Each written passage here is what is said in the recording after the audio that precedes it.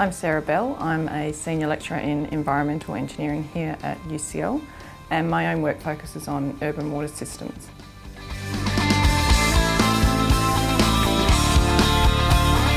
Well, certainly in the world generally, in universities and in professions, the need for interdisciplinary knowledge and skills has really come of age since I was an undergraduate. So people who can work across disciplines and translate between disciplines are more important now more than ever. And then in my own area where my work focuses, I focus on urban water systems, but in particular the sustainability of urban water systems. So the whole sustainability agenda was starting to kick off when I was an undergraduate, but is again really at the top of everybody's agenda. How do we deal with we've now got 7 billion people on the planet. We're likely to have 9 billion people on the planet. Some of those people live in terrible conditions where polluting the environment, the climate's heating up. How do we deal with all of these issues altogether? So I think, and engineering is at the heart of the sustainability agenda. So I think that that's also become much more prominent since I was an undergraduate.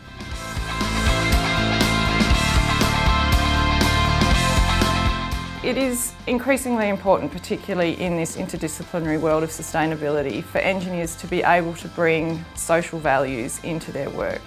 And so, for instance, in developing countries where women are largely responsible for managing water resources, and particularly within the household, collecting water, and even across the world, water work in a domestic situation is generally women's work. And so if an engineer or an engineering firm goes into a city in the developing world or a village in the developing world and just tries to roll out technology from the Western world, generally a bunch of male engineers might walk into a city and lay out the pipes and actually have, if they have no idea about how that society works, and in particular if they don't take account of women's needs, then the system is liable to fail.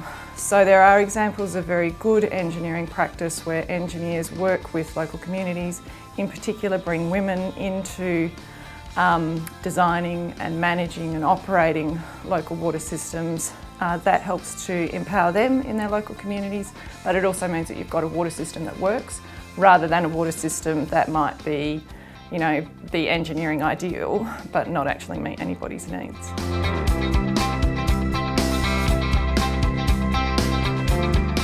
Engineering is all about problem solving, but increasingly it's about being able to figure out what is the right problem to solve. So engineers are also inherently involved in problem definition.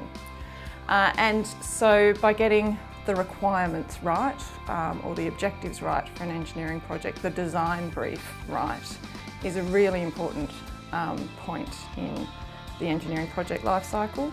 And so that then requires being able to understand a lot of different needs, being able to speak to a diversity of stakeholders.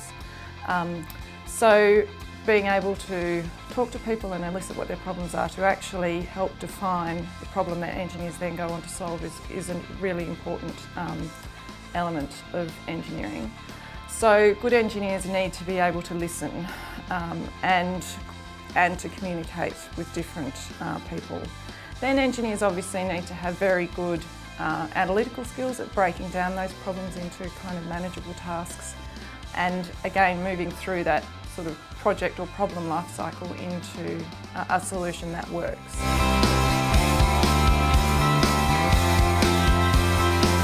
Engineering is a teamwork undertaking, and so in engineering project teams there will be a range of different expertise represented. And so some of those, you know, might be a structural engineer, might be a civil engineer or a geotechnical engineer. But others will be more broader scientific training, perhaps in GIS, perhaps in environmental science or other disciplines.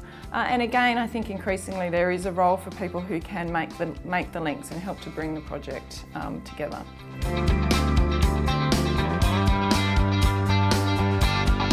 It's a risk based on the fact that these skills really are in demand. And not just in demand in a market sense, but in demand in the sense that we've got really big problems out there that can't be solved by our conventional disciplinary pathways. And we urgently need people who can make connections across different domains of knowledge. So I think actually in terms of what the real world needs, I think there is a growing demand for those kinds of skills. And I think there is actually something particular in being interdisciplinary, and so I think the earlier that you can establish those skills or even maintain them, because I think, you know, we start with a fairly general education in our school system, then I think unfortunately people are forced to specialise too early in our A-level system in this country, but internationally people still manage to keep it quite broad, and then we shove them down into a narrow silo because somehow it's good for us to get some disciplinary training, and then if you're like me and you realise that that's not actually sufficient to solve the problems in the world, then you know you might spend 10 years or so jumping around trying to fill in those gaps. But so as you say, there is actually particular skills in being able to do that interdisciplinary work, being able to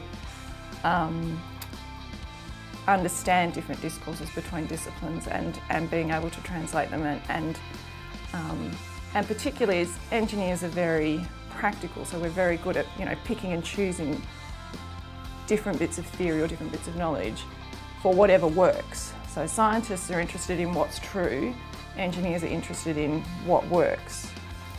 And in order to find what works nowadays, we need to go beyond our conventional engineering sciences.